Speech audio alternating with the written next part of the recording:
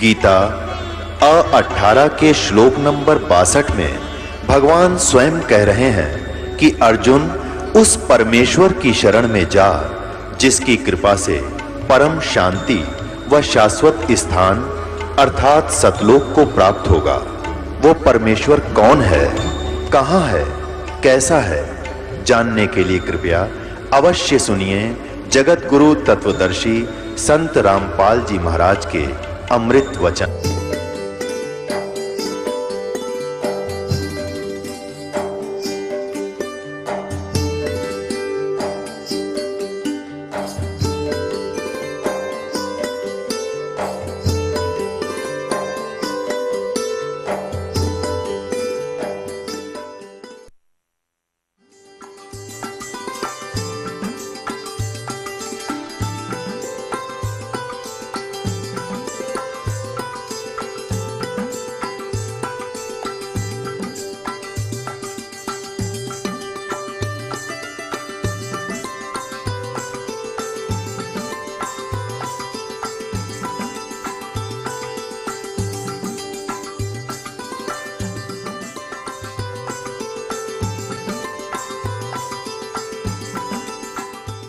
परमपिता परमात्मा पूर्ण ब्रह्म सारी सृष्टि के रचनहार कुल मालिक कबीर परमेश्वर जी,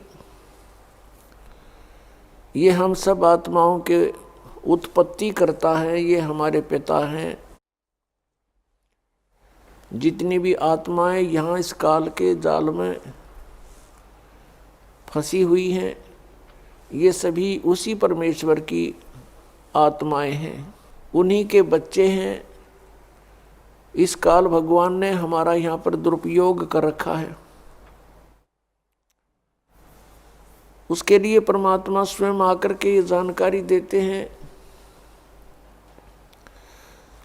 कि बोली आत्माओं, तुम जहाँ रह रहे हो ये इस काल कसाई का स्थान है। पुण्यात्माओं, आज तक हमें किसी ने ये ऐसा ज्ञान नहीं दिया जिस कारण से हम इसी पीड़ा को, इन्हीं दुखों को और इसी प्रोसेस को, जन्म और मृत्यु, आजीवन इस पेट को ही पालते रहना, इस सारे प्रोसेस को हम यहाँ एक रूटीन मान लिया कि सबके साथ हो रहा है और ऐसा ही होता है, ऐसा ही होगा, और यही फाइनल सिस्टम है यहाँ का।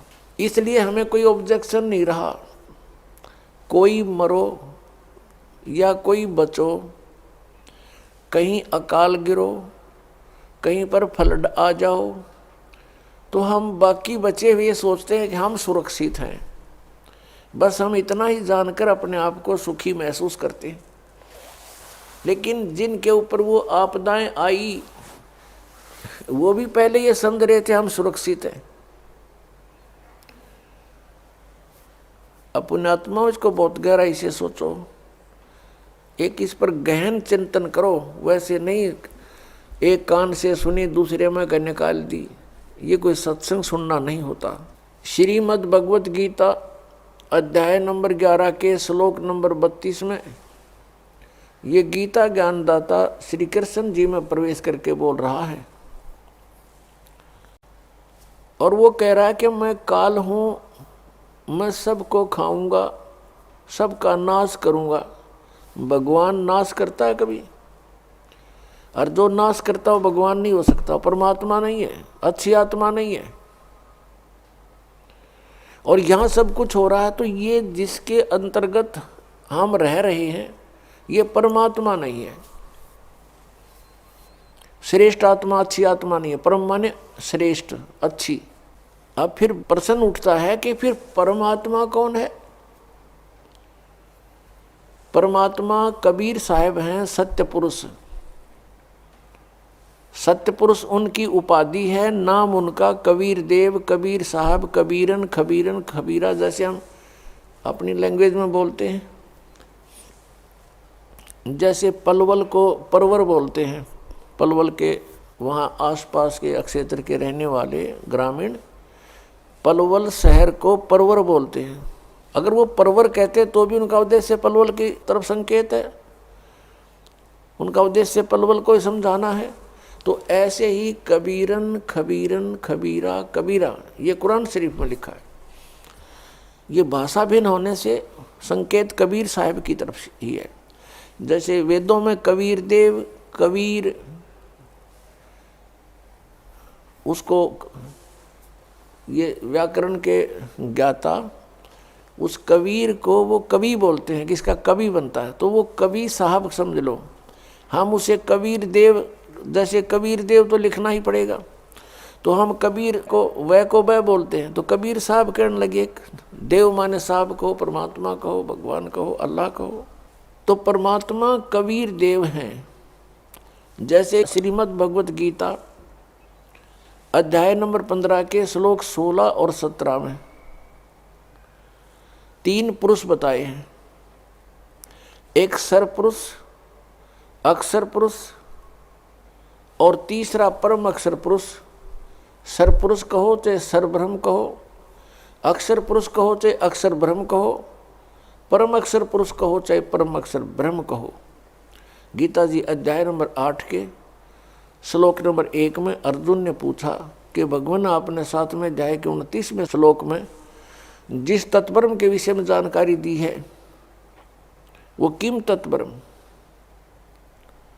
उसका उत्तर गीता ज्ञानदाता ने 8वें अध्याय के 3रे श्लोक में दिया कि वो परम अक्षर ब्रह्म है। परम अक्षर ब्रह्म कहो, परम अक्षर पुरुष कहो। पुरुष माने भी परमात्मा और ब्रह्म माने भी परमात्मा, स्वामी प्रभु। अब यहाँ ये ब्रह्म जो है ये है सरब्रह्म, लेकिन ये ब्रह्म प्रसिद्ध हो रहा है। जैसे किसी विभाग में आप देखिएगा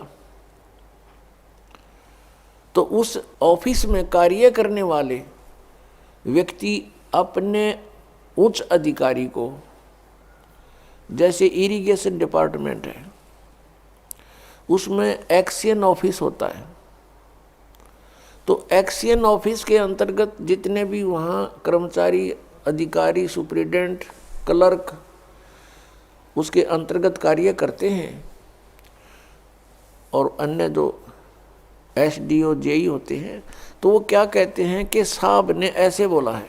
उनके लिए साहब अंडरस्टूड है कि एक्सियन साहब, एक्सियन साहब बार बार कहना अनिवार्य, वो आवश्यक नहीं समझते, वो साहब बोलते हैं। तो इसी प्रकार वो साहब प्रसिद्ध है उनके लिए, लेकिन उससे ऊपर बहुत साहब है। SC साहब है, चीफ इंजीनियर साहब है, फिर इरिगेशन पावर मिनिस्टर साहब है, फिर मुख्यमंत्री साहब है, प्रधानमंत्री साहब है, राष्ट्रपति साहब है। तो ऐसे ये ब्रह्म जो है, यहाँ के प्राणियों के लिए ब्रह्म प्रसिद्ध हो गया, भगवान प्रभु। इनके लिए ब्रह्म अंडरस्टूड है, इनका भगवान ब्रह्म कौन है, ज्योत निरंजन काल है। इसलिए इससे नेक्स्ट ब्रह्म की जानकारी देने के लिए परब्रह्म शब्द प्रयोग करना पड़ा। परब्रह्म यानी इससे नेक्स्ट ब्रह्म, इससे नेक्स्ट स्वामी, नेक्स्ट जो है अगला प्रभु। ब्रह्म माने गॉड, प्रभु राम स्वामी अल्लाह। तो इस गॉड से, इस प्रभु से जो यहाँ का प्रभु प्रसिद्ध हो रहा है, इससे नेक्स्ट जो है गॉड वो परब्रह्म कहलाता है। और एक पारब्रह्म, पारब्रह्म माने सबसे सुप्रीम, सबके पार, सबसे ऊपर, सबका ओवरऑल कंट्रोलर, वो पारब्रह्म है, उसको परम अक्षर ब्रह्म कहते हैं। ऐसे इस ब्रह्म पुरुष को समझना हमने। तो गीता जी अध्याय नंबर 15 के श्लोक 16 में 2 पुरुष बताए, 2 ब्रह्म बताए, 2 प्रभु, सरपुरुष, अक्षर पुरुष। और इन दोनों के अंतर्गत जितने प्राणी हैं वो सब नाशवान है, और ये स्वयं भी नाशवान है। जीवात्मा किसी की नहीं मरती, वो तो पशु की भी नहीं मरती, पक्षी की भी नहीं मरती। तो 17वें श्लोक में 15वें अध्याय के में तुरंत कहा है कि उत्तम पुरुष है तू अन्य परमात्मा इति उदाहरते। उत्तम पुरुष यानी श्रेष्ठ परमात्मा, श्रेष्ठ ब्रह्म, वो तो कोई और ही है। इन दोनों से अन्य है सरपुरुष और अक्षर पुरुष से। और परमात्मा इति उदाहरते, वो परमात्मा कहलाता है, वो श्रेष्ठ आत्मा है, वो परमात्मा है। और कौन है वो? ये लोकतरम आविश्य विवर्ती अवैश्वर, वो तीनों लोकों में प्रवेश करके सबका धारण पोषण करता है और वास्तव में वो अविनाशी परमेश्वर है। यहां वास्तव में अविनाशी परमेश्वर क्यों कहना पड़ा? क्योंकि अक्षर पुरुष का अर्थ भी अविनाशी पुरुष होता है। क्षर माने नाशवान, अक्षर माने जिसका नाश ना हो। लेकिन इस अक्षर पुरुष ये प्रसिद्ध है। जैसे किसी ने अपने लड़के का नाम कप्तान रख रखा है, अब कप्तान नाम रख लेने से कोई वो कैप्टन थोड़ा बन गया, तो ऐसा ही समझो। तो ये अक्षर पुरुष इसका नाम है क्योंकि ये थोड़ा चिरस्थायी है, इसलिए इस अक्षर पुरुष कहने लगे। अब यहां ये भी डिफाइन करना पड़ेगा कि अक्षर पुरुष कितना अक्षर पुरुष है। अब यहां सभी प्रभुओं की आयु का विवरण देते हैं। जैसे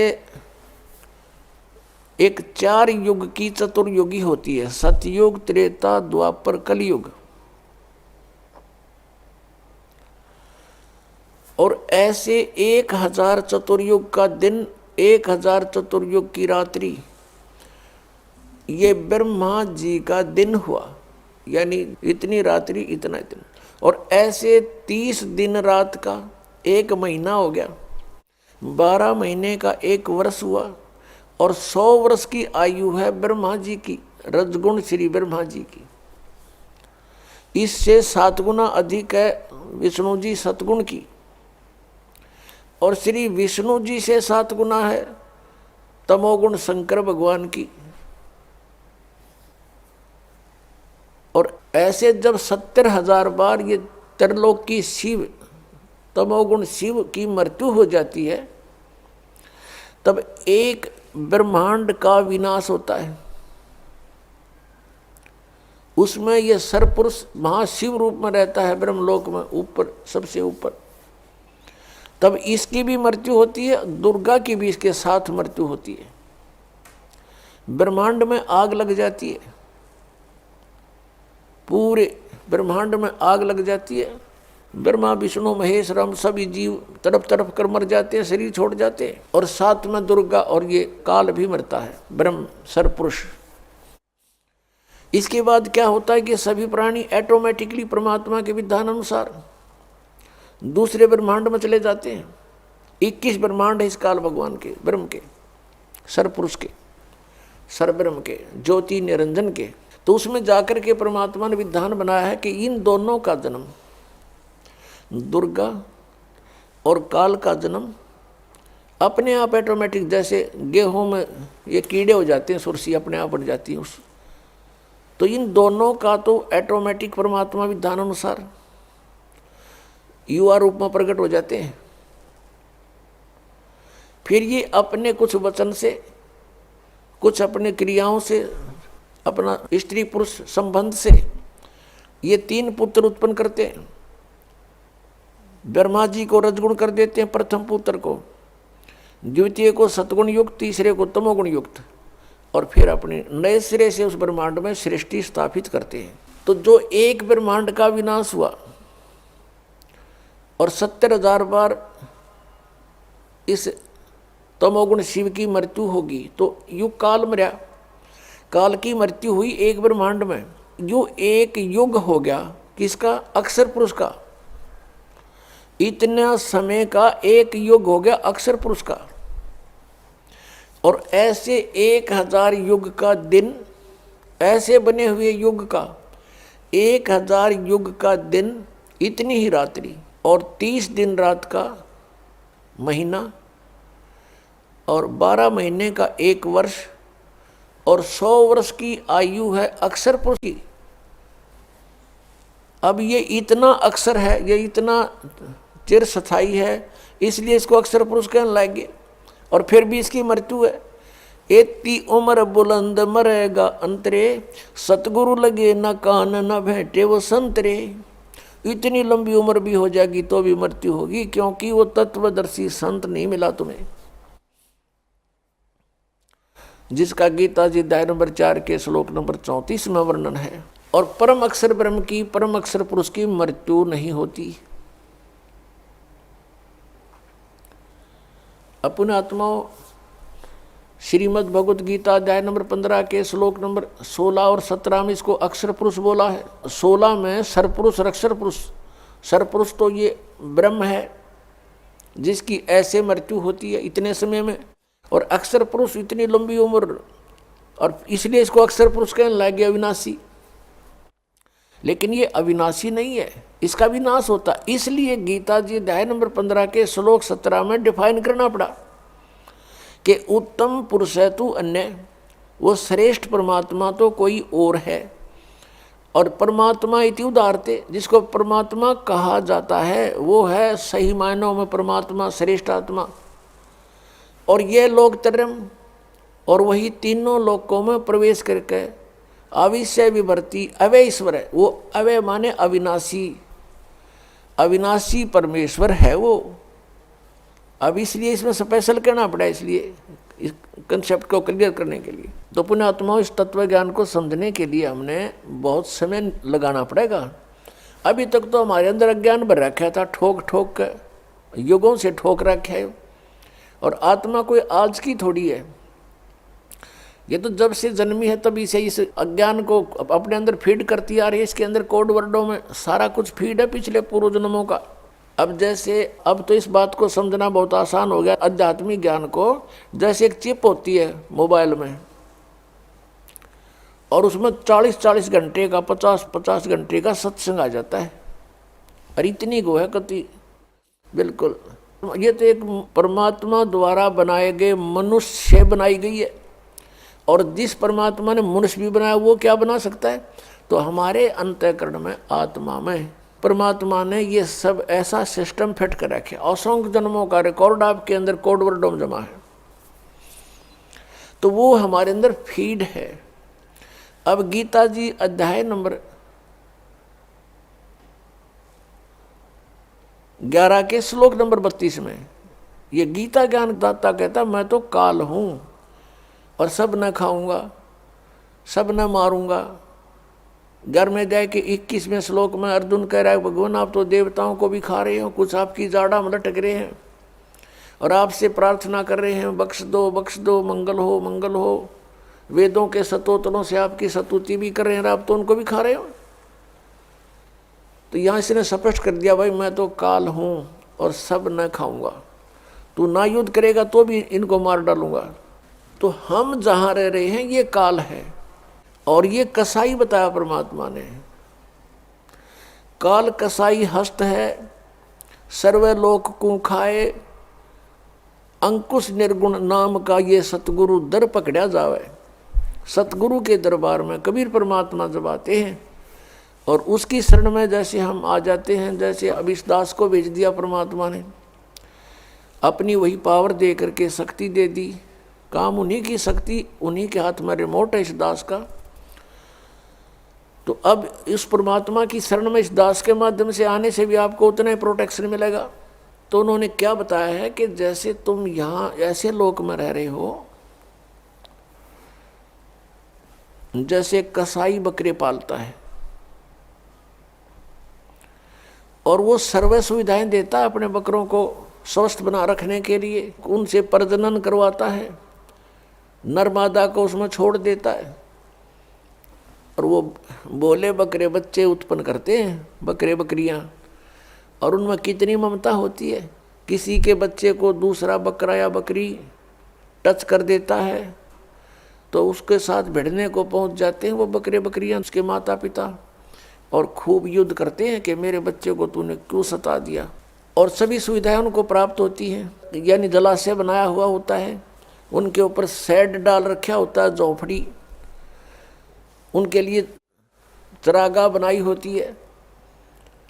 अब वो बकरे ये सोचते हैं कि देख हमारा भगवान, हमारा स्वामी, हमारा प्रभु कितना दयालु है, हमारी कितनी केयर टेक करता है, कितनी देखभाल करता है, कितनी सुविधाओं का ध्यान करता है, कितना व्यवस्था कर रखी है, जिस कारण से वो उसको अपना एक दयालु स्वामी मानते हैं। और जब वो कसाई उन बकरों में आता है, उसको एक नेक इंसान मान के, अपना हितैषी जानकर वो भोली आत्माएं, वो बकरे उसके पास आ जाते हैं। कोई तो उसको चाटता है, वो ऐसे हाथ लगाकर देखता है और वो प्यार करते हैं, जीभ से चाटते हैं उसको, अच्छा नेक आदमी मान के। और वो ये देख रहा होता है ये कितने किलो का हो गया, मांस कितना हो गया, ये कितने का बिकेगा, और वो भोली आत्मा उसको अपना मालिक मान रही है। और कोई ऐसे दोनों पैर उठाकर उसको प्यार देने की चेष्टा करता है, यानी इतने उसके ऊपर कुर्बान हो जाते हैं वो भोली बकरे। और फिर वो देखते हैं कि जब ऑर्डर आता है उसको 10-20 बकरों का, तो वो ना देखता किसकी माँ मरेगी, किसका बेटा मरेगा, किसी का भाई मरेगा, किसकी बहन मरेगी, डंडा लेकर और मोटे मोटे छांट लेता है और जाके कड़च कर देता है। बकरों में हाहाकार मच जाती है, वो भागते फिरते उसमें, पता है उनको कहाँ बिजली गिर गई। अब किसी का बेटा गया तो माँ रो रही है, किसी का भाई गया बहन रो रही है, चिल्ला रहे हैं बुरी तरह, वहाँ पर ब्याह म्याँ करके करते रहे वो कुछ नहीं तक। वो पाल इसलिए रखे। तो परमात्मा कबीर जी ने आगे बताया कि आपके प्रभु की ये दशा है जैसे उस कसाई की है। अब यहाँ इस पृथ्वी से परमात्मा कबीर जी से तप करके प्राप्त करी, और इसमें हम अपनी गलती से इसके साथ आ गए। अब इसने हमारा दुरुपयोग किया है, हमें सताने का हर संभव प्रयत्न किया है। कारण क्या है कि ये चाहता है कि इनको जितना दुखी करूँगा उतना ही वो सतपुरुष कबीर साहब दुखी होगा, क्योंकि ये उसके बच्चे हैं।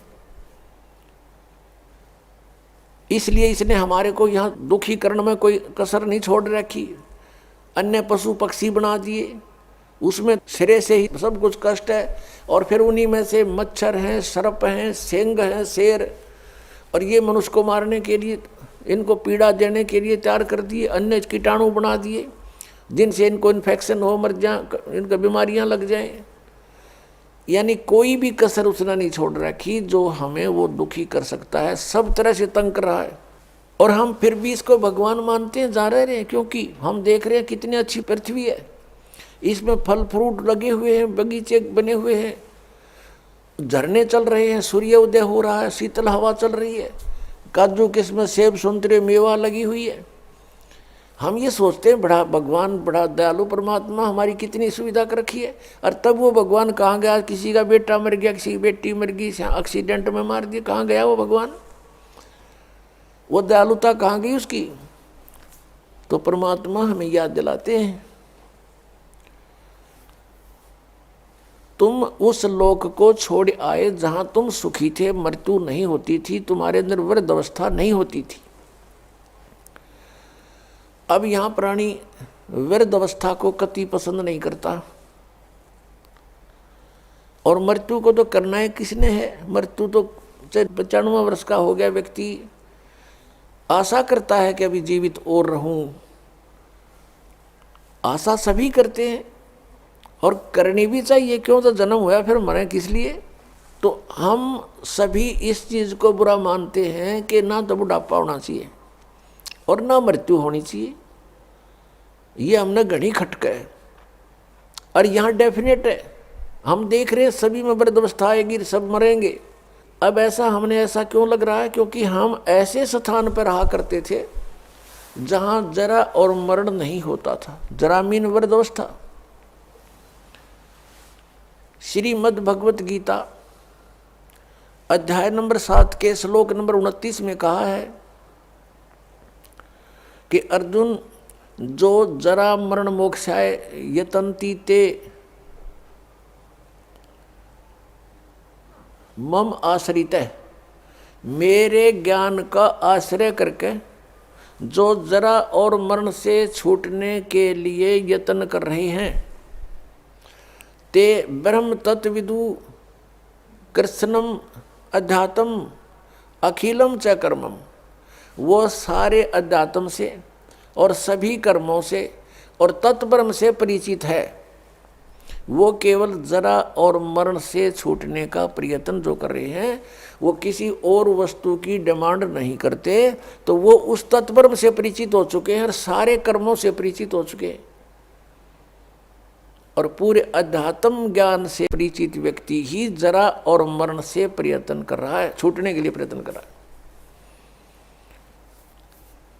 तो वो जरा और मरण कहाँ नहीं होता? सतलोक के अंदर। शंखो लहर मेहर की उपजे, कहर नहीं जा कोई, दास गरीब अचल अविनाशी, सुख का सागर सोई। सतलोक के अंदर कहते शंखों लहर मेहर की उपजे। अब वहाँ हम सतलोक में रहा करते थे, हमारा ऐसा ही शरीर था जैसा आपका यहाँ पर है, लेकिन उसका मैटेरियल ये नहीं है। वो शुक्रम अकायम है, ऐसनाविरम है।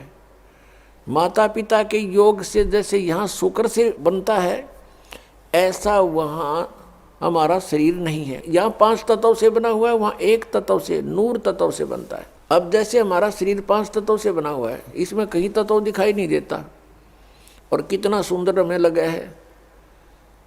इसी प्रकार उस नूर तत्व का वहाँ ऐसे परमात्मा ने व्यवस्था कर रखी है। हमारे आत्मा के ऊपर फिर एक कवर वो नूर तत्व से होगा और उसका 16 सूर्य जितना प्रकाश होगा, इतना तेज, इतना नूर होगा, उसका होगा मनुष्य सदृश ही। और वहाँ पर आपका पूरा परिवार होगा, आपका अलग से कुटुंब होगा, पूरा अलग से महल बने हुए हैं जिनको बने बनाए आप छोड़ आए। आपकी सारी व्यवस्था वहाँ पहले से बनी हुई है। और एक व्यक्ति को यानी एक आत्मा को और उसके कुटुंब को, परिवार को वहाँ पर इस पृथ्वी जितना स्थान अकेले को प्राप्त है। उसमें बाग बगीचे, झरने, बहुत गुणे। अब ये बातें आपका ना समझ में आवे। और हम वहाँ इतने खुले स्थान पर रहते थे, इसलिए यहाँ पर भी हमारी वो टेंडेंसी है, हमारी वृत्ति वैसी ही है। हम क्या चाहते हैं? एक पार्क हो, कोठी हो, कोठी भी कई कमरियाँ की हो, ऊपर नीचे हो हैं, और खूब सैर सपट्टे करने, कार हो, स्पीड से जाओ और इधर उधर घूमें। तो वहाँ अपने आप विमान है आपके पास, आपकी वचन से विमान है, जहाँ चाहो वहाँ जा सकते हो, बहुत स्पीड से जा सकते हो। और बहुत बड़े आपका स्थान है, तो वो सुविधाएं आपको वहाँ थी, उसकी अब खोज हम यहाँ कर रहे हैं। कोयले की खान में हम स्वर्ण ढूंढ रहे हैं, गोल्ड या कोयले की खान है, हम ढूंढ रहे हैं यहाँ सुख, या सारा दुख ही दुख है। परमात्मा कहते हैं तन दर सुखिया कोई नहीं देखा, जो देखा सो दुखिया हो। उदय अस्त की बात करे, मैंने सबका कर्या विवेक का हो, मैंने सबका विवेचन कर देख लिया।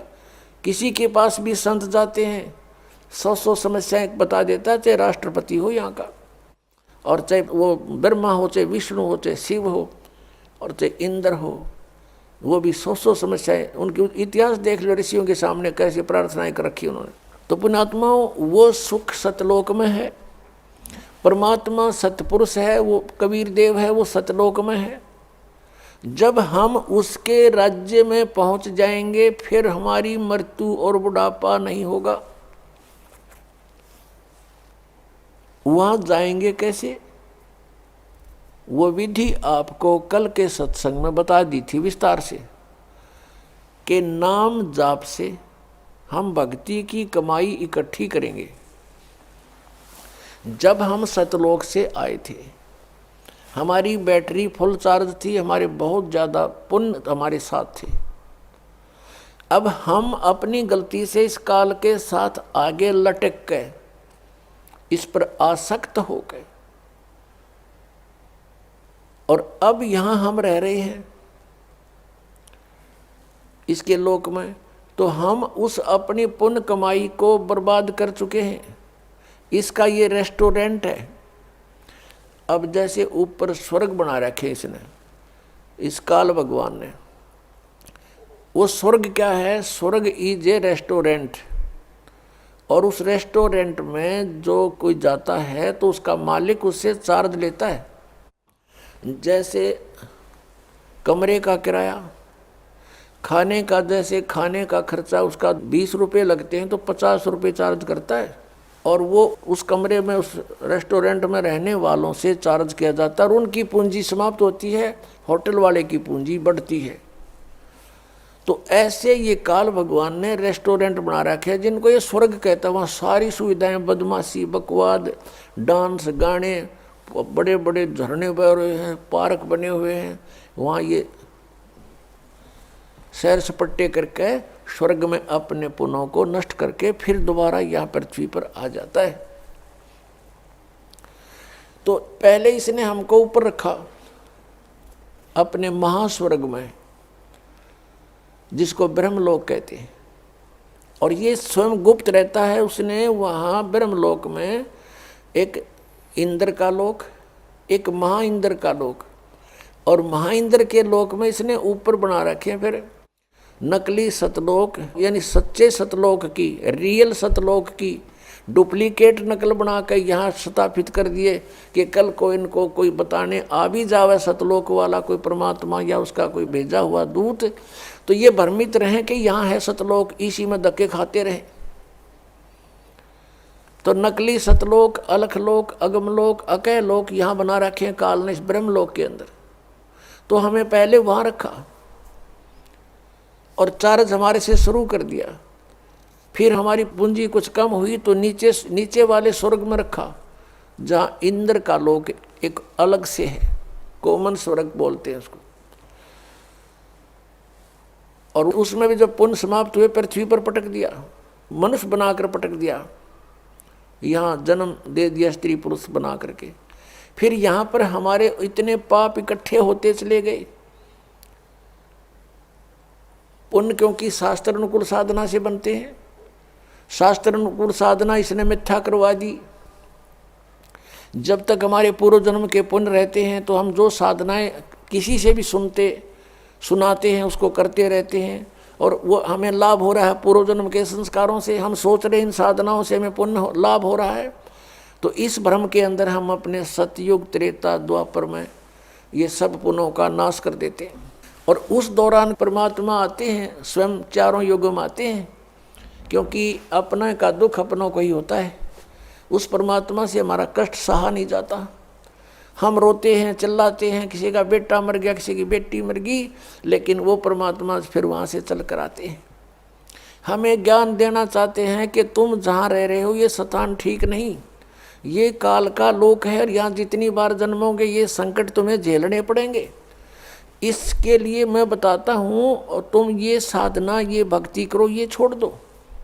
लेकिन हम इतने रंगे जा चुके होते हैं, इस काल के दूतों के द्वारा रह रहकर फीड कर दिया जाता हमारे अंदर, हम परमात्मा के उस ज्ञान को स्वीकार नहीं कर पाते हैं।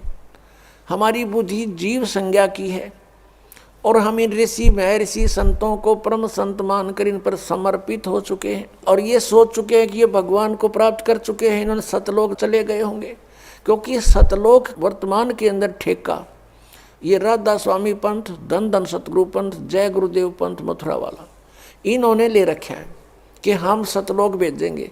इन्हें सतलोक का ही ना पता, इनको सतनाम का पता नहीं। इनके पूर्वज ने, यानी जिसने ये काल का जाल प्रारंभ किया, राधा स्वामी पंथ, श्री शिवदयाल जी को कहते हैं, उनका चलाया हुआ ये पंथ है। और उसको ये अपना परम धनी मुखिया मानते हैं सभी पंथों वाले, जितने से संबंधित है, इसकी ब्रांचें हैं, कि वो हमारा हेड ऑफ द डिपार्टमेंट है, वहाँ से हमारा पंथ चला है। और उसने सतनाम का नहीं पता। सतनाम सतलोक भी सतनाम, सचखंड भी सतनाम, सतपुरुष भी सतनाम, और सार शब्द भी सतनाम को कहते हैं, और सत शब्द भी सतनाम को, और सतनाम भी सतनाम को। ये सतलोक जाएंगे। अरे इनके मंत्र पांचों काल के, नाम से मोक्ष होगा। परमात्मा कहते हैं जैसे ये हठ योग करते, 2.5 घंटा सुबह बैठो, 2.5 घंटा शाम बैठो, इन्होंने पुण्यात्माएं जो है, इन्होंने अपने पैर भी खराब कर लिए। एक भक्त आता फरीदाबाद साइड से, दाढ़ी सी रखता है, वो कह रहा था जी मैं इस राधा स्वामी पंथ से जुड़ के 40 साल मैंने अपना गोड्डे भी कंडम कर लिए, भगवान मिले। वो 2.5 घंटे गए, मैंने 6-6 घंटे बैठ कर देख लिया, कुछ प्राप्त नहीं हुआ।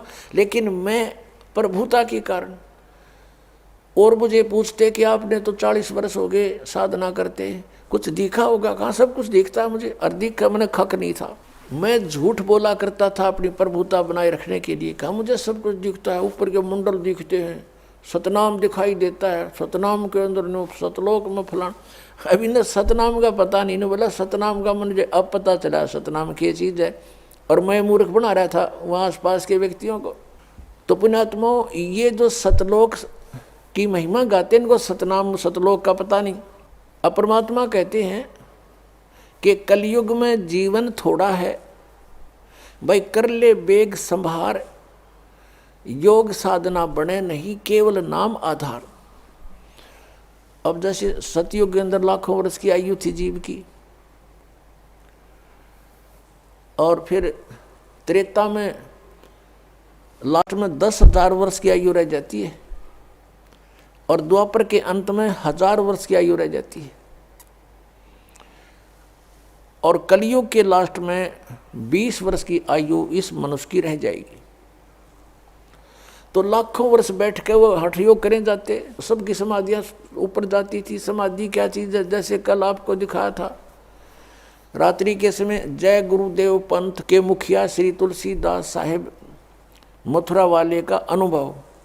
वो कहीं बताता है मुझे रास्ते में रामकृष्ण दिखाई दिए, फिर कहता है मुझे वहाँ उनके कहते हैं सीन दिखाई देते हैं, वृक्षों में आदमी, और वृक्ष नाच आदमी उनका लटक रहे, व्यक्ति लटक रहे हैं और वृक्ष नाच रहे। ये मूर्ख बना रहा काल इनको। तो फिर ये कहता है श्री राम श्री कृष्ण की झांकी देखी, नज़ारा देखा, उनकी सवारी निकली मैंने देखी साधना में। फिर इन्होंने क्या देखा कि वहाँ सतपुरुष एक स्त्री के साथ बैठा हुआ, यो काल बैठा है दुर्गा के साथ में, दूर से दिखाई दे दिया इसने किसी रूप में। इंद्र भी अपनी पत्नी के साथ सची के साथ रहता है स्वर्गलोक में, तो इसने वो ज्ञान है ही नहीं, इसी को देख लिया परमात्मा है, सतपुरुष है। अब क्या है कि जैसे सतयुग के अंदर साधक साधनाएं करते थे, उनके सवत शरीर होते थे और माइंड सेट होता था, पूर्व संस्कार अच्छे होते थे, कोई काम नहीं होता था विशेष। जैसे सतयुग में सभी हरा भरा होता है पूरा पृथ्वी, और बहुत सुंदर मेवा फल, और जैसे आपने देखा होगा सामक एक घास होता है जिसके बहुत बाजरे जैसे दाने लगते हैं, और इस तरह के गेहूं वगैरह ये अपने आप उगे रहते हैं। उनको काटो समय आने पर और अपना पछोड़ो और खाओ, फल खाओ, काम कोई नहीं, लेकिन वो भगवान की भक्ति अवश्य करते हैं।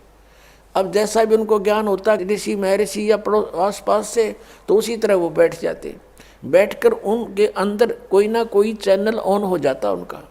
जैसे हमारे शरीर में ये कमल बने हैं, मूल कमल में गणेश जी का वासा है, उससे ऊपर स्वाद कमल है जिसको अधिष्ठान चक्र बोलते हैं, तो उसमें सावित्री और ब्रह्मा जी का चैनल है वो। यानी चैनल क्या होते हैं? टीवी में चैनल होते हैं, ओरिजिनल कार्यक्रम तो उनके कहीं पर भी वो लाइव दिखा रहे हैं तो कहीं और हो रहा है, दिख रहा है टीवी में, और दिखता उसी को जो उसका चैनल ऑन हो जा उस कार्यक्रम का, तो वो कार्यक्रम हो रहा है कहीं और दिख रहा है टीवी में।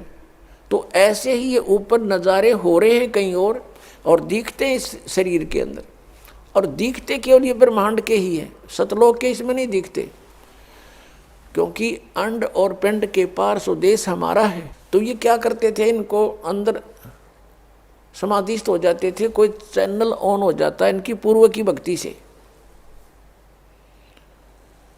और फिर उसमें वो देखते हुए नज़ारे, कोई जैसे झरने दिख रहे हैं, कहीं पर कोई सवारी आ रही है, कोई किसी की, ये काल उनको मूर्ख बनाने के लिए एक बाजीगरी शुरू कर देता है। अपने आत्माओं जैसे सिनेमा देखने जाया करते, पहले फिल्म देखने, अपने पल्ले से पैसे लगाते और 3 घंटे ऐसे जाते जैसे 3 मिनट चली गई हूँ, और फिल्म समाप्त होते ठगे से रह जाते, जैसे तो और चलनी चाहिए थी, थोड़ा सा समय हुआ और 3 घंटे, और 3 घंटे वो बैठ के दिखाओ भक्ति पे, कति नहीं बैठा था, 100 बार इधर देखेंगे, 100 बार इधर, वहाँ चले वहाँ चले। और तो ये समाधिस्थ न्यों होया करते थे, काली ने मूर्ख बना रहा था। अब ये मन जो है ये टिकने नहीं देता जीव को। अब इसके वहाँ समाधिस्थ होकर ये कई वर्षों तक बैठे रहते थे। इसका कारण ये था कि मन को बाहर की अपेक्षा अंदर के नज़ारे बाहर से अच्छे दिखने लग जाते, तो ये उनमें लीन होता, उधर पहुँचा, वहाँ चला, वहाँ चला, और खाएं जा धक्के, इतने समय पूरा हो जाए इसके जीवन का। और वो हठ योग करने से सिद्धियाँ आ जाती हैं। परमात्मा के नाम से जो भी व्यक्ति कोई क्रिया करता है उससे उसके अंदर सिद्धियां आ जाती हैं। मोक्ष मार्ग नहीं है वो। उन सिद्धियों के आधार से इन्होंने किसी को हानि कर दी, किसी को लाभ दे दिया, अपनी कमाई नष्ट कर दी। इससे ये महर्षि प्रसिद्ध हो गए। किसी का भविष्य की बातें बता दी कि तेरा ऐसा होएगा, तो लोग उनको पूजने लगे। अरे उसने के किला तोड़ दिया, न्यू बता दिया तेरा छोरा मरेगा, लड़का मरेगा। वो पहले और चिंता शुरू कर दी, और फिर समाधान बताएंगे, ये कर दो, वो कर दो। और फिर उसकी मृत्यु तो होनी डेफिनेट है, क्योंकि उनके पास वो मार्ग नहीं जिससे उसकी आयु बढ़ जाए, जो इस दास के पास परमात्मा ने दे रखी है। तो फिर वो लड़का मर जाता है। तो अड़ोस पड़ोस के भी कहते हैं, भाई उस महात्मा ने तो पहले बता दिया तेरा लड़का मरेगा। बताओ, उसने के किला तोड़ दिया, लड़का मरेगा। और उसी से वो प्रसिद्ध हो गए, भाई बड़ा बहुत भविष्य की जानता है। तो इसका कोई लाभ था इनसे। तो अब परमात्मा कहते हैं कि तुम किसी से ज्योतिष दिखा के आना, नाम लेने तो पहले, फिर ना धक्के खाना, नहीं तो नाम खंड हो जाएगा। और वो कोई आपको हानि बता दे कि आपको उस समय में इतनी हानि होगी, या कोई ऐसा दुर्घटना होगी, आपके परिवार का सदस्य या आपकी कोई मृत्यु का संयोग बताता है, तो यहाँ उपदेश लो और सच्चे दिल से नाम खंड मत होने देना, और फिर देखना। एक भक्त ऐसे ही चिंतित था, उपदेश लिया, और उसका ज्योतिषी वाला बताता था, देखो तेरी ये आयु की वो है रेखा, यहाँ से कटी हुई है, इससे आगे कोई आयु नहीं है। उसने 2-3 को दिखा, उन्होंने सही ऐसे ही बताया। वो बहुत चिंतित, उपदेश लिया, भक्ति करता रहा डर के, क्योंकि जिसने मौत दिखाई देती है वो भक्ति डट के करता है, बकवाद छोड़ देता है। कुछ दिनों में क्या देखा, उसकी रेखा ही बढ़ गई। और फिर वो गया उनके पास दोबारा, उसकी जो आयु बताई थी उसके बाद फिर वो गया वैसे, उसने ये कहने के लिए कि तुम तो झूठ बोल रहे थे। उसने जन्म पत्री भी बनवा रखी थी। तब वो देखने वालों ने दोबारा कहने लगा, तेरा हाथ दिखा, अग्नाम नहीं दिखाया करते हाथ, बकवास करते हो तुम। वह जन्म पत्री उनका एक विशेष पुरोहित था, उसके पास रखी थी। उसने पढ़ कर देखी कि कितनी उम्र होगी तेरी, कि मेरी 30 वर्ष, और तुझे तो 25 वर्ष में मर जाना चाहिए था। तो वो भक्त बोला, तू मरे, हम नहीं मरे, तू मरेगा निकम्मे। राजा तो भी नाम ले लेके किला तोड़ दिया, तेने बता दिया 25 साल की उम्र में मरूंगा, तेरे पास समाधान तो था नहीं। तो इस प्रकार ये ऋषि महर्षि प्रसिद्ध हो गए। और ये काल का जाल है। तो ये जो साधनाएं परमात्मा बताते हैं कि अब स्पष्ट कर दिया प्रभु ने कि कलयुग में जीवन थोड़ा है, और कर ले वेग संभार, वेग माने शीघ्रता से। और योग साधना इबतरी बने नहीं, केवल नाम आधार। जैसे तुलसी साहब जी हुए हैं, वो जिसने रामायण लिखी है, वो भी कहते हैं कलयुग केवल नाम आधारा, सुमर सुमर नर उतरो पारा। अब कौन से राम का, कौन सा नाम? अब नाम के ऊपर बात आ जाती है कि मोक्ष मंत्र के जाप से होगा। मंत्र के जाप से हमारी भक्ति बनेगी, कमाई बनेगी, और उस भक्ति की कमाई से हम फिर दोबारा रिचार्ज होकर के सतलोक जा सकते हैं। हम जब सतलोक से आए थे हम फुल चार्ज थे, यानी हमारे पास हमारे बैग भरे थे हमारी पुण्य कमाई के। इस काल ने हमें लूट लिया, और जो साधना इसने बताई हैं वो अस्थायी लाभ की है, जैसे वेदों में ओम नाम का जाप 5 यज्ञ बताई है, तो ये ओम नाम ब्रह्म का है। ओम नाम की कमाई इस महास्वर्ग में, सतलोक में नहीं, महास्वर्ग में, और इसके नकली सतलोक में, वहाँ हम बर्बाद कराते थे। जैसे आपको बहुत बार बताया है कि एक समय मार्कंडेय ऋषि साधना कर रहा था, तब ऐसे समाधिस्थ होकर बैठा था, और जो वर्तमान में इंद्र होता है स्वर्ग का राजा, वो यज्ञ तप आदि से बनता है। तो उसको एक हिदायत इंस्ट्रक्शन होती है, उसके लिए एक चेतावनी होती है कि तेरे शासन काल में यदि कोई इंद्र की गद्दी प्राप्त करने योग्य तप कर लेगा तो तुझे गद्दी से हटाना पड़ेगा और उसको गद्दी पर नियुक्त करेंगे। तो ये भी चिंता उसको रहती है कि मेरे शासन काल में कोई इंद्र की गद्दी प्राप्त करने योग्य कोई यज्ञ या साधना ना कर ले, तप ना कर ले। इसलिए वो अपने देवताओं को पृथ्वी पर एज ए CID इंस्पेक्टर छोड़ देता है। तो ऐसे किसी दूत ने जाकर के इंद्र को बताया कि बंगाल की खाड़ी में एक मार्कंडे नाम के ऋषि बहुत दिनों से साधना कर रहे हैं, तप कर रहे हैं। इंद्र को चिंता हुई, उसने एक उर्वशी अपने लोक से एक सुंदर औरत भेज दी, सब हार श्रृंगार उसको दे दिए, उसको एक सिद्धि भी दे दी कि उस ऋषि के आसपास ऐसा वातावरण बना दे, बसंत जैसा सुगंध छोड़ दे। और उसने ऐसा ही किया, और फिर वो सामने जाके खड़ी होगी, सब सुंदर आभूषण पहने हुए। मार्कंडेय ऋषि की आधी आंखें खुली, आधी बंद थी, समाधिस्थ था, और वो देख रहा था सांग ब्रह्मलोक में। उधर से वो उर्वशी उसके सामने नाचने लगी, डांस करने लगी थोड़ी सी दूरी पर, कभी कैसी अदा करती है कभी कैसे, लेकिन उसने नजर ऐसी थी कि ये ऋषि कुछ हरकत करेगा मेरे साथ, ऐसा नहीं हुआ। तब उसने सोचा कि बात बनी नहीं, उसने सभी वस्त्र उतार दिए, नेक्ड खड़ी होगी। तब मार्कंडेय ऋषि ने कहा कि हे बेटी, हे बहन, हे माई, तू यहाँ किस लिए आई, कारण बताइए। शर्मिंदा होगी उर्वशी, कपड़े पहन लिए और कहने लगी कि हे ऋषि जी, मेरे स्वरूप को देखकर यहाँ के सभी तपस्वी डामाडोल हो गए, इनका देख ले जाकर के बुरा हाल हो चुका है, और आप जानो आपकी समाधि कहाँ थी। तब मार्कंडेय ऋषि ने बताया कि मेरी समाधि वहाँ पर थी जहाँ तेरे जैसी तो वहाँ डांस करने वालियों की दासियाँ थी, साथ साथ, यानी सेवन साथ साथ तेरे जैसी तो उनके चरण धोने वाली थी, इतनी सुंदर है वो। मैं उनके डांस देख रहा था, तेरे क्या देखूं फिर मैं। तब उर्वशी ने कहा कि आप मेरे साथ इंद्रलोक चलो। मार्कंडेय ऋषि ने कहा कि तेरे से कोई सुंदर हो उसने भेज जा तू।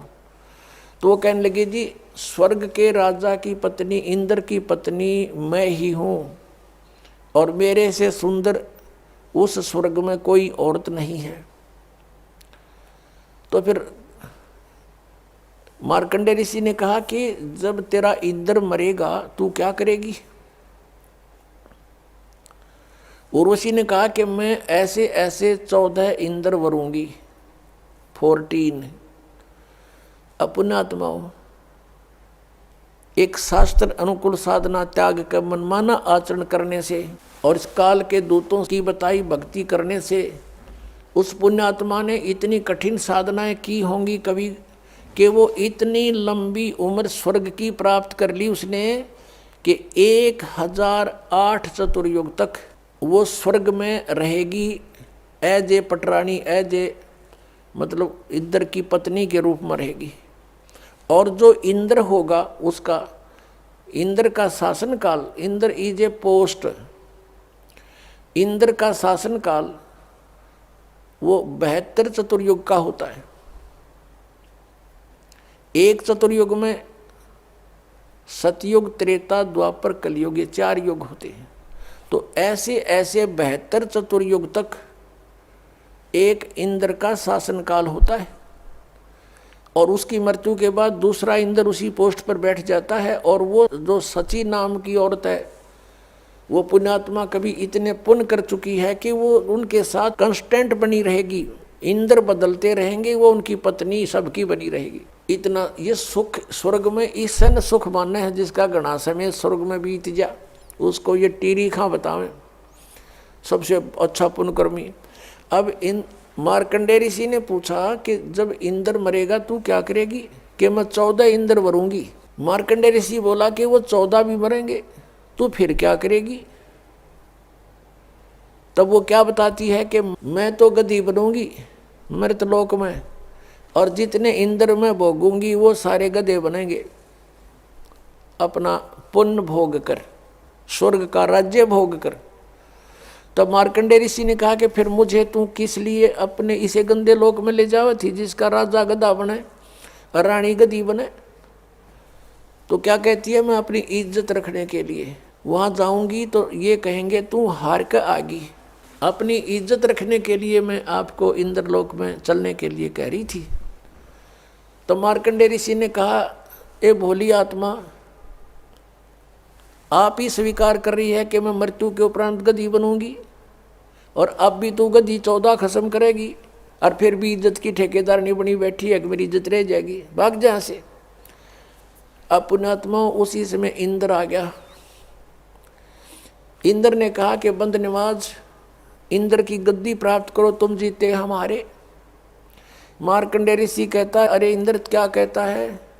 इंद्र का राज तो मेरे लिए काग की बीट है, और आजा बेटा बैठ, तुझे मैं मार्ग बताता हूँ। मार्कंडेय ऋषि कहता है कि बैठ जा बेटा, मैं तुझे भक्ति मार्ग बताता हूँ। अरे भले आदमी, इंद्र की पदवी भोग कर तू गधा बनेगा, बैठ, तुझे ब्रह्मलोक का मार्ग बताता हूँ। अब वो मार्कंडेय ऋषि ने ब्रह्मलोक को सुप्रीम और फाइनल स्टेज मान ली थी, और ब्रह्मलोक में गया हुआ प्राणी जो सत साधना करता है उसको बहुत समय तक यानी एक ब्रह्मा की मृत्यु होएगी, तब तक उसका महास्वर्ग का समय निर्धारित हो जाता है। जो ब्रह्मलोक में चले जाते हैं उनका इतने पुण्य बन जाते हैं भक्ति से, ओम नाम के जाप से। अब मार्कंडेय ऋषि ने यही फाइनल मान रखा था कि इस तो ऊपर कोई जगह है कोई नहीं, स्वर्ग में चलेंगे, महास्वर्ग में जाएंगे यानी ब्रह्मलोक में। और वहाँ क्या देख रहा था, यहाँ बैठा भी देख रहा था वो डांस, और वही बकवास वहाँ उसमें है, वहाँ फिर आँखें देख लेंगे, यहाँ टीवी पे देखा था, और खर्च अपना ही होगा, आपकी उसकी पूंजी जाएगी। तो मार्कंडेय ऋषि ने उसको समझाया कि ये छोड़ दे इंद्र की गद्दी और भक्ति कर तू, और वहाँ ब्रह्मलोक में चल। अब इंद्र क्या कहता है कि महाराज जी फिर देखेंगे, इब तो मैंने मौज करने दे, अगजा मरले डूब के। अब पुण्यात्माओं ये स्थिति प्रत्येक प्राणी की है। जैसे इस दास के साथ प्रारंभ में ऐसे बीता, किसी मित्र को, प्यारे को, रिश्तेदार को, या वैसे कोई संपर्क में आए व्यक्ति को समझाते थे कि भक्ति करो, क्योंकि जिसके पास अच्छी पोस्ट है, 2 पैसे समय पर प्रयोग करने को हैं, या किसी के पास धन है, अच्छे बिजनेस है, वो सामने गुट्टी लावे, और 100 बकवादों में ध्यान उसका रहता है। तो उसे हम कहते कि भैया भक्ति करो, परमात्मा का नाम लो। पहले तो वो कहते किसने देखा भगवान। अब देखो पुण्यात्माओं, हमने समझना है, वो तो जैसे बोली वो बोल लेंगे, उनको ज्ञान जितना उतना ही बोलेंगे, और फिर क्या कहते हैं, देखी जाएगी जो होगी। अब किसने देखा है? जैसे हम कहते हैं भी भक्ति ना करोगे तो गधे बनोगे, पशु बनोगे, ऐसा भगवान के विधान में है। तो वो क्या कहते हैं, देखी जाएगी, किसने देखा है। अब गधा अपने पास से के देखी जाएगी, क्या देखोगे, वो तो कुम्हार देखेगा, फिर 2.5 मन का बोरा कमर पर होगा, हाथ में लठ, और जहाँ स्थान खाली दिखेगा उड़े मारेगा तेरे। अब देखना तो अब देखो, बुराई त्याग दो, भक्ति करो, अपना कल्याण करवाओ। फिर वो क्या कहते हैं, किसने देखा है, किसी ने देखा आगे का कि ऐसा होगा। अब पुण्यात्माओं जैसे 5-4 अंधे जा रहे हों एक मार्ग पर, आगे से आंखों वाला उनको मिले और वो कहे भाई कहाँ जा रहे हो सूरदास? वो कहते हैं बाग में जा रहे हैं। और उनको कोई बताया कि ये बाग नहीं है, इधर तो आप जा रहे हो, ये तो वन है, घोर वन, इसमें भयंकर हिंसक प्राणी है, तुमने खा जाएंगे, इधर मत जाओ, वापस आओ, आपको दूसरा रास्ता बताता हूँ। अब वो अंधे न्यू कहें कि किसी ने देखा है, देखी जाएगी। अरे भले आदमी, जो आपको बता रहा है वो देखकर बता रहा है, आंखों वाला है वो, और आपको जो बता रहा है वो सारी आपके साथ बीतेगी उस जंगल में, बियाबान में। तो यही स्थिति थी आप और हम की थी। जिन महापुरुषों की आंखें थी, दिव्य दृष्टि खुली थी, वो आंखों वाले थे। उन्होंने इतने 12 ग्रंथ बनाए हमारे लिए, हम अंधों के लिए, कि तुम हमारी बात पर विश्वास कर लेना, ना दिखता हो तो। अब आंखों वालों की मानने नहीं और अंधे ने आप दिखता नहीं, तो क्या होगा उसके साथ? वही रिजल्ट होगा जो आंखों वाला बता रहा था। यदि उस मार्ग को नहीं बदलेगा तो उसके साथ वही बीतेगी जो पहले बताई गई थी। अब जैसे कोई चोर ने ये कहे तू चोरी ना कर, भाई वहाँ पकड़ा गया तो पब्लिक पीटेगी, फिर पुलिस में देंगे, तेरी सजा होगी, काला मुंह करेंगे, और वो चोर न्यों के देखी जाएगी। और कोई न्यों कहे तो भाई डराने के लिए कहा। कुछ ऐसे भी सिरफरे हैं कि ये रोचक भयंकर यथार्थ वाणी तो डराने के लिए कह रखी है। संतों ने ऐसा कुछ नहीं होता, वहाँ स्वर्ग नरक नहीं है, गधे कुत्ते कोई नहीं बनता। और एक सिरफिरा पंथ चल रहा है, ये ब्रह्मा कुमारी वाला, इन्हें तो भट्ठाए बैठा दिया। ये कहते हैं मनुष्य तो मनुष्य ही रहेगा, स्त्री स्त्री ही रहेगी, यानी मनुष्य की आत्मा मनुष्य ही बनेगी। फिर भक्ति का क्यों ड्रामा कर रहे हो जब मनुष्य मनुष्य ही बनेगा तो। और उनका एक और ऐसा विधान है कि 5000 वर्ष के बाद सृष्टि क्रम के आधार से जो आज आपका नाम है वही नाम होगा, वैसी स्थिति होगी, वह कर्म होंगे, ऐसा ही शरीर होगा। एक काना था उनमें, एक भगत बता रहा था कि एक काना था, एक लूच रहा था, और हमसे भी टकराए थे एक बार ऐसे, जिसको पोलियो हो रहा था एक, और वो भी ये गुण गावे इन ब्रह्मा कुमारी वालों के, और वो भी कथा को सुना में बैठ कर डिस्कस करें, बहस करें हमारे साथ। वो कहने लगा कि 5000 वर्ष के बाद ऐसा ही मनुष्य तो मनुष्य बनेगा, और जो जिसका नाम है बाप का नाम, और जो उसका शरीर की स्थिति एज इट इज चेहरा होगा। तो उस भक्त कह रहा था कि मैंने उसे कहा कि काने तू तो काना ही बनेगा 5000 वर्ष के बाद, और लंगड़े तू लंगड़ा ही बनेगा। फिर टट्टू की भक्ति कर रहे हो तुम, क्या फायदा इस भक्ति का? मान्य फिर भी नहीं, मुँह चढ़ा के चले गए, तुम तो विरोध करते हो। अरे अज्ञान का विरोध नहीं करेंगे तो और क्या करेंगे, समर्थन करेंगे इसका। ऐसा ही एक बार इस दास को मिले थे, यही स्थिति दोनों जोड़ा, उनको भी ऐसा ही कहा तो वो बुरा मान कर चले गए, माने नहीं, क्योंकि ऐसा सिर फिरा दिया इन्होंने, ऐसी भर दिया हमारे अंदर सारा गंद। तो जो प्रसंग चल रहा है कि हम उस परमात्मा को पाने के लिए जो प्रयत्न हमने करना है, जैसे अंधे न दिखा नहीं, आँखें वाला कि वो मानता नहीं, तो फिर वही होगा जो उसके साथ बताया गया है। अब जैसे चोर चोरी करता है और उसको कोई कहता भी तेरे साथ ऐसे ऐसे बीतेगी, अब वो सच्चाई भी है और भयानक भी लाले, डर भी है, और डरेगा तो बच जाएगा। जय वो डर मानना इस बात सच्चाई है ये, और भय भी होना चाहिए इस बात का भी चोरी कर रहा हूँ तो ये बीत ना जाओ मेरे साथ में, तो वो फिर गलत काम को त्याग देगा। और जो कहता देखी जाएगी तो फिर वो चोरी करेगा ही, फिर वो पकड़ा भी जाएगा एक दिन, उसकी वो सारे काम होंगे जो पहले बताए थे। ऐसे ही संतों ने जो हमें बताया है कि जो कबीर साहब कहते हैं, कबीर हरि के नाम बिना ये राजा रसब हो, मिट्टी लदे कुम्हार के घास न डाले कोई। ओए होए।